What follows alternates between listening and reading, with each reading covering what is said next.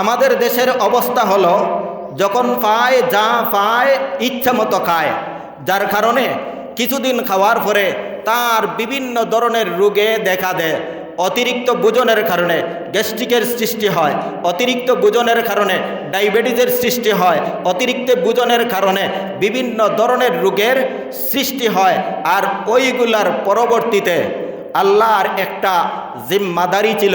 আল্লাহ পাক রব্বুল আলামিন তকদিরের মধ্যে লিখে দিয়েছিলেন, তোমার জন্মের সাথে কোন দিন জন্ম নিবে, কোন দিন মৃত্যুগ্রহণ করবে, আর কতটুকু তুমি আহার করবে, এটা নির্ধারিত এবং লিপিবদ্ধ। যখন তুমি ইচ্ছা মতো যৌবনকালে খেয়ে খেয়ে তোমার সম্পূর্ণ আহার, তোমার নির্ধারিত রিজেক সম্পূর্ণ শেষ করে দিয়েছ, আল্লাহ প্রদত্ত একটা রোগ সৃষ্টি হয়ে গেছে যার নাম হলো ডায়াবেটিস। এই ডায়াবেটিস হওয়ার পরে আর তোমাকে খেতে দেওয়া হবে না। কারাই নিষেধ করে? ডাক্তাররা নিষেধ করে যে উনি আর ভাত খাইতে পারবে না, উনি ভাত কম খাইতে হবে, ভাত নির্ধারিতভাবে খাইতে হবে, বেশি খাইলে তার বিভিন্ন ধরনের অসুখ আর রোগ সৃষ্টি হবে।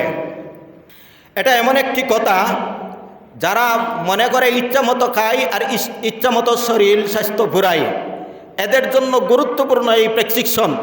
আপনি যৌবনকালে আপনার রুচি থাকা অবস্থায়, আপনার শরীর সুস্থ থাকা অবস্থায় ইচ্ছা মতো খাইবেন না।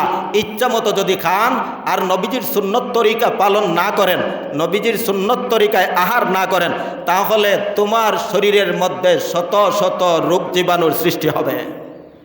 যাই হোক, আমি বলছিলাম এতটুকু আমাদের জানা থাকা দরকার যে নিজেই ডায়াবেটিস রোগ হওয়ার পরে নিজে একজন ডাক্তার হতে হয়।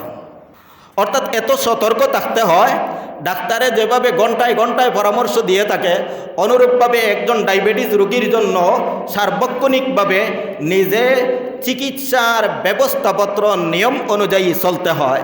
এই ডায়াবেটিস হওয়ার আগে আপনি কেন নিয়ম মেনে চলেন না, সুন্নত মেনে চলেন না, নবীজির সুন্নত মোতাবেক আহার করেন না?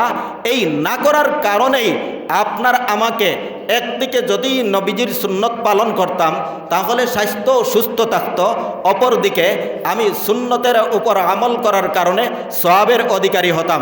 কিন্তু সুন্নতের উপর আমল না করার কারণে আমি একবার বাধ্য হয়ে সেই কাজটি করতে হচ্ছে যে আমি নিয়ম মাফিক খেতে হবে, অতিরিক্ত খাইতে পারবো না। এটা বাধ্য হয়ে ডাক্তারের পরামর্শে মানলাম, কিন্তু সুন্নত না মানার কারণে আমার জীবন এবং আমার শরীর, আমার দেহ সম্পূর্ণ বিনষ্ট করে দিলাম।